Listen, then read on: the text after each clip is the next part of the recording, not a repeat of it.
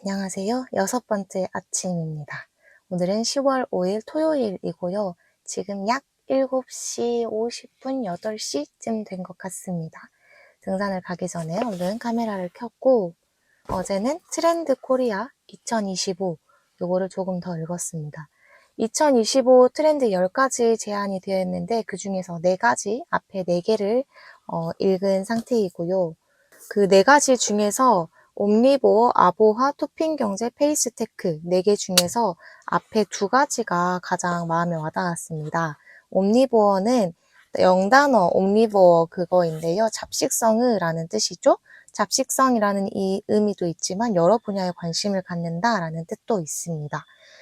이것은 무엇이냐면 우리가 인구학적 집단의 일반적인 특성에서 벗어나서 다들 자기 취향을 잘 개발을 시켜 나간다는 거예요. 예를 들면 60대 할아버님께서 뉴진스가 달고 나온 키링을 백팩에 달고 다닐 수 있는 거죠. 그리고 20대 여성의 하루를 딱 보니까 일과를 마치고 친구들이랑 운동을 하러 간대요. 그래서 무슨 운동? 뭐 필라테스? 요가? 뭐 해? 물어보니까 저 역도해요, 친구들이랑. 이렇게 말을 하는 거죠. 그 인구학적. 이 나이 때 이런 남성, 이런 여성이라면 응당 가지고 있어야 할 것 같은 그런 고정관념의 틀에서 벗어나서 자신의 취향을 쫓아가는 사람들이 많아지고 있다. 그리고 정보의 흐름이 이렇게 빠르다 보니까 누구든지 배우고자 하는 의지만 있으면 무엇이든 배울 수 있는 시대가 되었잖아요. 그런 것들이 가능해졌다. 그리고 거기에 더불어서 나오는 것이 이제 평균 수명도 늘어났고 하다 보니까 노년분들이 배움의 시기, 노년분들의 배움의 시기가 늘어나고 있다고 합니다. 그리고 노년분들께서 안타깝지만 65세 이상이신 분들께서 자신의 자녀와 자신의 부모를 모두 다 부양하고 있다라는 응답률이 꽤 높게 나왔대요. 그래서 우리나라의 모습이 좀 많이 변하고 있구나라는 생각을 하게 되었고, 그분들이 향하는 말이 perennial이라는 말이었는데, perennial은 다년생 식물을 말을 하죠. 한번 꽃을 피우고 열매를 피우면 생이 끝나는 것이 아니라 계절이 바뀌면 다시 싹을 틔우는 식물을 뜻하는 것이 perennial입니다. 여기가 좀 감동적이었어요, 저는. 그래서 노년과 청년을 구분짓지 않고 끊임없이 일하고 배우며 상호작용하는 세대에 갇히지 않는 탈세대 인류이다라고 말씀하셨습니다. 여기 옴니보어에 나오고요. 2번째 카테고리는 아보하라는 카테고리였습니다. 아보하는 아주 보통의 하루의 줄임말입니다. 우리가 행복해야 돼 라는 것도 하나의 의무감으로 쫓아가는 경향이 생겼다는 거죠. 그래서 행복을 과시해야 하고 행복해야 하는 의무감에 시달려야 하고 이러다 보니까 우리 사회가 지쳤어요. 지쳐서 나는 그런 거 잘 모르겠고 무난하고 무탈하고 평범한 하루 보내면 행복했다라고 생각할래. 나는 만족할래. 라고 하는 성향, 경향, 트렌드를 아보하라는 이름으로 만들어 놓으셨습니다. 몇 년 전에 이 책에서 만들어서 엄청나게 히트를 치고 우리 사회 속에 스며든 말이 있죠. 바로 소확행인데요. 소소하지만 확실한 행복이라는 뜻이죠. 그 소확행이 요즘에 많이 변질이 되었다고 합니다.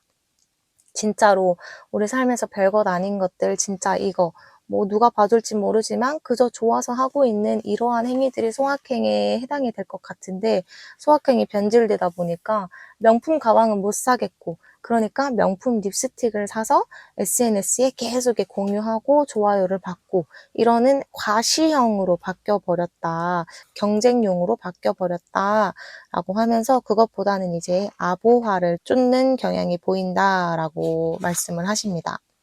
아보하는 그 최인철 교수님 있잖아요. 프레임이라는 책을 쓰신 최인철 교수님의 아주 보통의 행복이라는 책이 있는데 거기에서 따온 말이라고 합니다.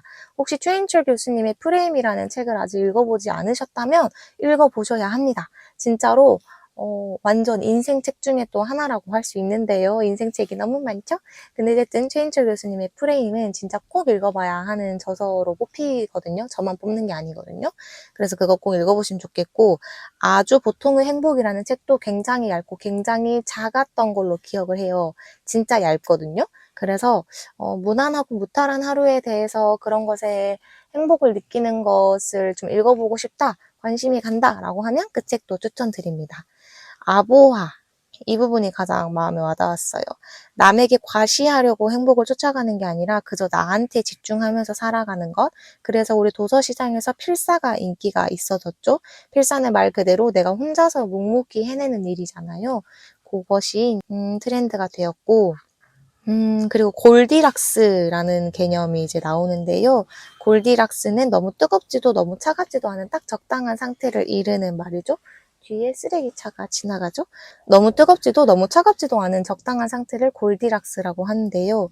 저는 매번 뜨겁거나 차갑거나 해야 한다라고 배웠고 그렇게 생각을 해왔던 사람인데 너무 뜨겁지도 차갑지도 않았기 때문에 우리 지구의 생명체가 살 수 있었던 것이 아니겠느냐. 그러니까 우리 행복도 너무 불행한 것도 너무 행복한 것도 바라지 말고 중용의 절제를 실천하며 살아가자라고 말씀하셨습니다. 이 부분이 참 좋았고요. 근데 이 옴니보어 부분에서 문화자본 이런 이야기가 나왔어요. 다양한 것들을 해보는 사람들, 문화자본의 경험이 많은 사람들이 개방성이 높다 이런 얘기가 나왔었는데 어디 나왔더라? 문화자본을 많이 가질수록 취향에 있어 개방적이 된다. 근데 어제 도서관에 갔는데 이 책을 들춰보는데 문화자본 이야기가 나오는 거예요. 아비투스. 그래서 빌려왔죠. 그래서 어제 퇴근길에 공원에 들려서 한 25분 정도 앉아서 문화자본 이 부분만 읽었습니다. 여기서 피에르 부르디유의 이야기가 나오는데요. 그 최근에 취향이 계급을 나눈다? 취향은 어떻게 계급을 나누는가? 뭐 그 책이 있었잖아요. 그 책이 잠깐 반짝 베스트셀러 올라왔다가 사라락 사라졌는데 그 책도 피에르 부르디유를 언급했었단 말이에요. 근데 여기에서도 나옵니다. 상류층과 하류층의 문화 자본을 이렇게 설명을 하는데 차이를 설명을 하는데 요것도 그 부분이 조금 나왔습니다. 우리 자본이 여러 개가 있지만 그 중에서 가장 갖기 어려운 자본이 문화 자본이라고 합니다. 우리가 경제 자본이 충족이 되면 그들하고 똑같은 문화를 향유할 수 있을 거라고 생각하지만 그들이 그간 쌓아왔던 그 대대로 내려오는 그 뭐랄까 매너와 감각과 취향을 우리가 한순간에 따라갈 수 없다는 거죠. 문화 자본은 따라가기가 어려운 것입니다. 그리고 진짜로 교양이 있는 사람은 취향을 드러내긴 하지만 절대로 거기에 많은 돈을 쓰지 않는다. 문화 자본이 많을수록 부유함이 덜 드러난다. 라는 이 부분도 괜찮았습니다. 소탈해 보이는 기술. 최정상 리그에서 성공하고 싶으면 반드시 명심해야 할 3가지. 첫째, 조용한 부. 둘째, 눈에 띄지 않는 소비. 셋째, 애써 과시하지 않음으로써 과시하기. 이 3가지를 지키는 사람은 빛나지 않음으로써 빛난다. 세련미를 이해하지 못하는 계급 상승자만이 화려한 초대장, 유명한 로고를 이용해 성공한 사람들의 관심을 끌려 애쓴다. 문화 자본이 많을수록 부유함이 덜 드러난다. 방금 트렌드 코리아 2025에서 읽었던 그 소확행의 변질이 생각이 납니다. 그리고 부유층은 되게 심미적인 것을 쫓아가고 유용성을 크게 기준으로 삼지 않는다라고 하는 부분도 기억이 납니다. 그리고 김은 작가님의 허송세월도 살짝 읽었습니다. 어제 좀 머리가 어지럽고 요란스러워서 요거를 꺼내서 조용히 천천히 앞부분을 읽었는데요. 어느 부분이었는지 모르겠지만 눈에 눈물이 고였었다. 김은 작가님은 45년 동안 담배를 피우셨대요. 끊어보려고 했지만 거의 정말 미친 사람처럼 별별 금단 현상이 다 일어나서 끊어내지 못하다가 한 스님께서 이 사람아, 그걸 왜 못 끊어? 자네가 안 피우면 되는 거야. 라고 이야기할 때, 그냥 내가 안 끊으면 되는 거지. 라는 깨달음이 일어났습니다. 근데 그 깨달음 후에도 10년쯤 정도 더 피우셨습니다. 끊어내질 못하고. 근데 어느 날 그 스님이 다시 꿈에 나타나서 아니, 왜 그걸 못 끊어? 자네가 안 피우면 되는 거야. 쉽구나, 쉽다. 하고 이제 또 이야기하고 사라지셨죠.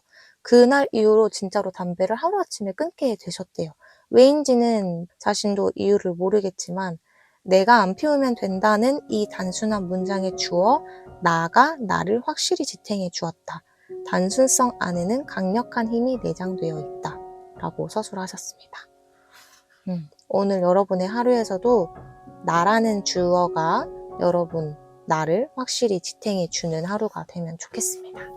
어제 이 책 3권을 읽었고요. 제가 첫 번째 아침부터 네 번째 아침까지의 영상을 어제 편집했는데 굉장히 길더라고요. 최대한 짧게 말을 해보도록 하겠습니다. 오늘도 길었어. 더 짧게 커트 해보겠습니다. 오늘 하루 재밌게 잘 보내시고요. 내일 또 찾아오겠습니다.